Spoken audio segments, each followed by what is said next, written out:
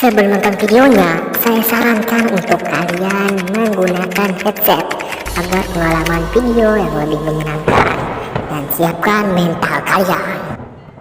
Halo brother and sister semuanya, welcome back lagi di channel gua ya Pak Rahmat RMT.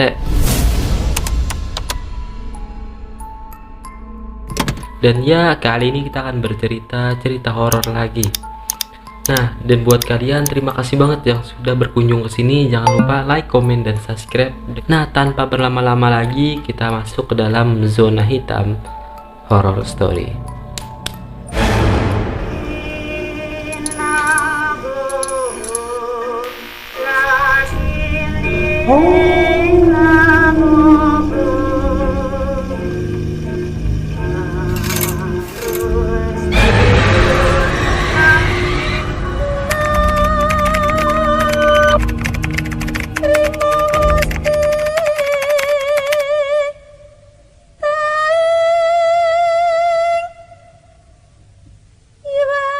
Oke, jadi cerita horor kita kali ini diambil dari seseorang yang bernama Nita.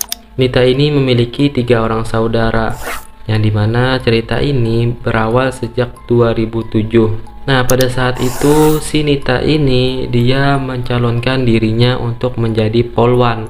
Setelah itu si Nita mencari beberapa informasi tentang pelaksanaan tes menjadi polwan. Setelah mencari beberapa informasi, ternyata Nita mengetahui bahwasannya tes itu akan dilakukan di Madiun.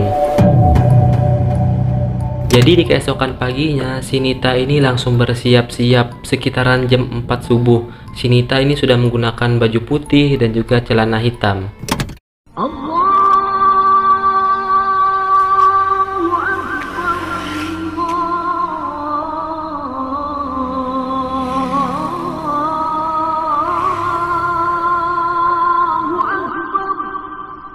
Nah, dikarenakan pada saat itu kan masih subuh dan juga tidak ada angkutan umum ataupun taksi ya Pak. Akhirnya si Nita ini minta tolong kepada orang tuanya untuk mengantarkannya ke Madiun Pak. Oh gitu ya. Ya udah nggak apa-apa.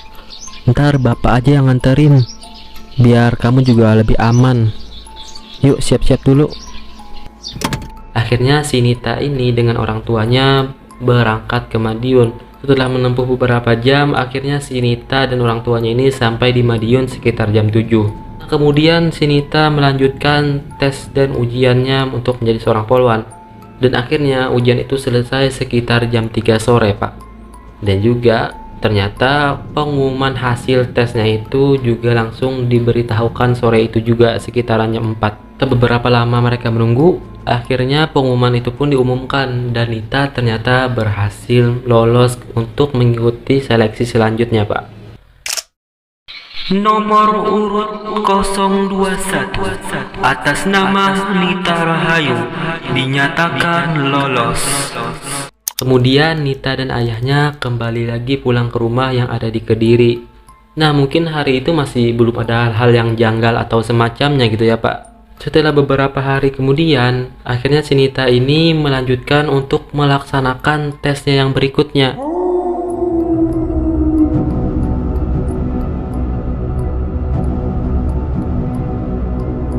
Seperti hari biasanya, mulai jam 4 pagi, si Nita ini sudah bersiap-siap dan dia meminta ayahnya untuk mengantarkannya. Tetapi pada saat hari itu Pak, mobilnya ayahnya ini ternyata mogok Pak, yang menyebabkan mereka harus naik sepeda motor. Ini nak, mobilnya kayaknya mogok nih. Gimana? Naik motor aja nggak apa-apa kan? Ya udah Pak, nggak apa-apa. Yang penting kan kita bisa kesana tepat waktu. Oh ya udah kalau gitu, yuk kita berangkat, kata ayahnya. Dahlah, kan mereka akhirnya berangkat. Seperti biasa, mereka sampai sekitaran jam 7 dan Nita melakukan tes lagi sampai jam 3 sore.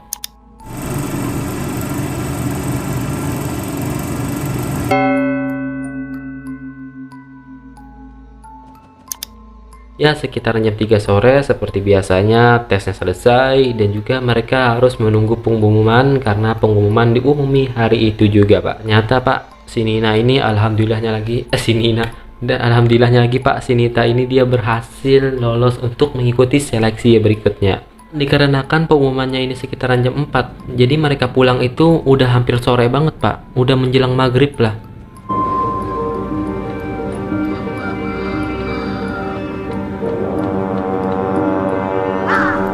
Ketika di perjalanan, si Nita ini tiba-tiba mau pipis. Terus si Nita ini pun ngomong kepada si bapaknya gitu, "Pak, aku mau pipis nih, di mana ya?"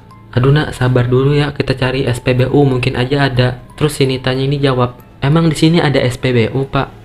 "Ya nggak tahu nak, kita cari aja dulu, siapa tahu ada. Bapak juga lupa-lupa sih. Kita cari dulu ya." "Oke deh Pak kalau gitu." Terus dilanjutin lah perjalanan mereka. Setelah beberapa menit kemudian, ternyata mereka tidak menemukan SPBU. Dan di mana juga di situ masih tempatnya sepi, cuman ada kebun-kebun dan juga beberapa rumah warga. Karena kan si Nina ini cewek, nggak mungkin dia pak itu buat kencing di kebun orang, malu lah. Tak jauh dari situ, akhirnya bapaknya Nita ini melihat ada seorang bapak-bapak yang berdiri di depan rumahnya. Terus bapaknya Nita ini kan minggir gitu dan stop. Terus disamperin lah oleh bapaknya Nita ini kan, dan ditanyain, "Pak, ini anak saya boleh kencing nggak? Dari tadi udah keliling-keliling nyariin SPBU nggak ketemu. Dia kebelet pipis nih," kata si bapak Nita kan. "Oh, ya udah Pak, nggak apa-apa, pipis di sini aja bisa kok," katanya. Tak lama setelah perbincangan itu, tiba-tiba ada dua orang wanita yang keluar dari rumah itu. Yang satu mungkin istrinya bapak, dan yang satunya itu ya anak usia 25 tahunan lah, dan itu mungkin anaknya. Tapi mereka keluar langsung ngebawain teh gitu untuk si Nita dan juga si bapak ini.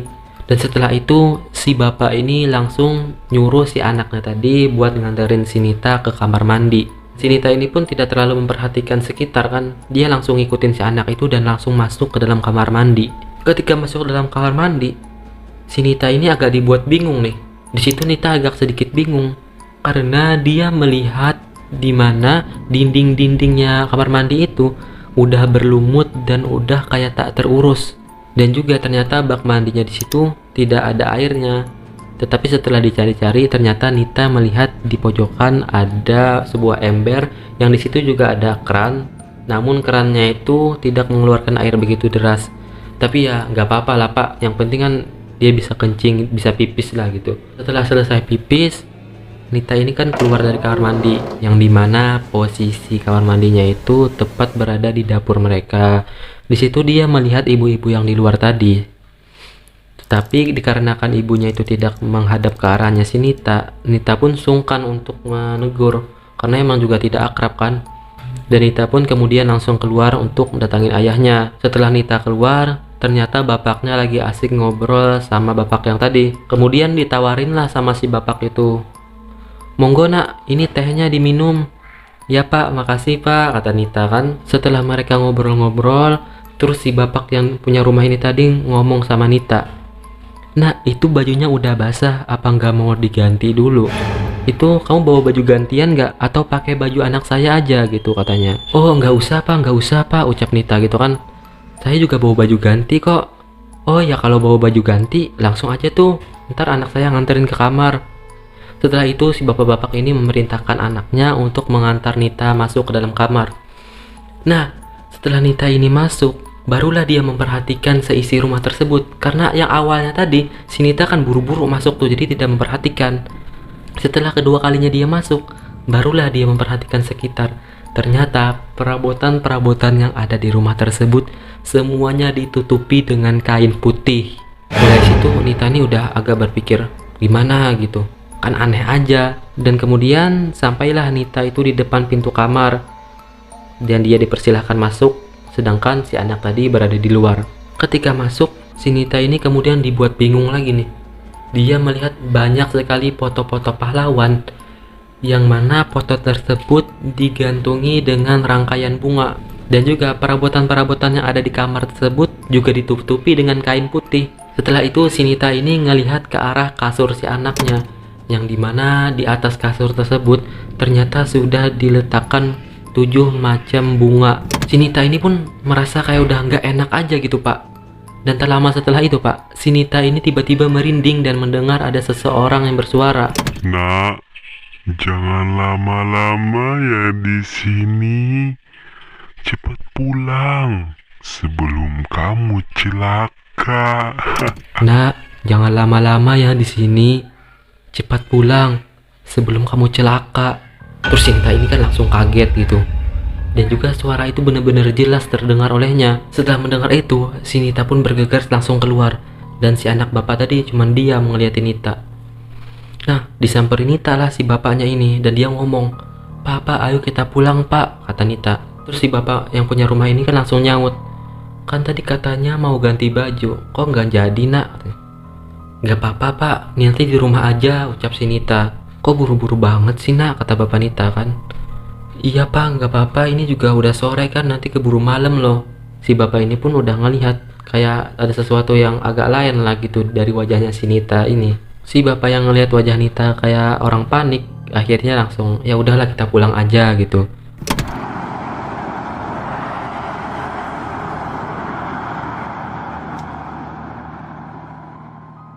Nah, ketika di perjalanan, si bapak Nita ini pun bertanya kepadanya, "Nak, kok buru-buru banget mau pulang tadi? Ada apa ya?"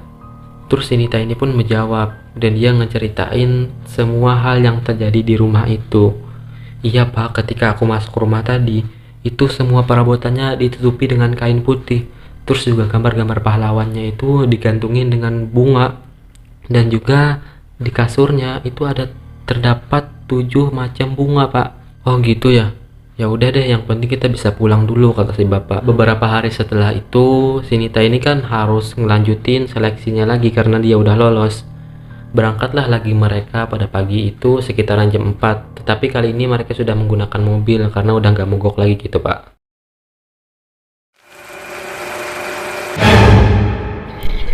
Stop dulu nih pak. Buat kalian yang punya cerita horor dan mau dibagikan kepada penonton, bisa banget nih kirim ke email aku atau juga bisa DM di Instagram aku ya pak. Lanjut. Nah, berangkatlah si Nita ini bersama si bapak dan mereka sampai sekitaran jam 7, kemudian melakukan seleksi lagi dan juga menunggu pengumuman sekitar jam 4 sore. Setelah diumumkan ternyata alhamdulillahnya pak, si Nita ini berhasil lagi lolos. Terus akhirnya mereka pulang. Nah, dalam perjalanan pulang, si Nita sama si bapaknya ini kan masih penasaran dengan rumah yang tadi. Dan ketika mau ngelewatin rumah itu, Nita dan bapaknya ini memperlambat laju mobil mereka dan sambil memperhatikan rumah itu.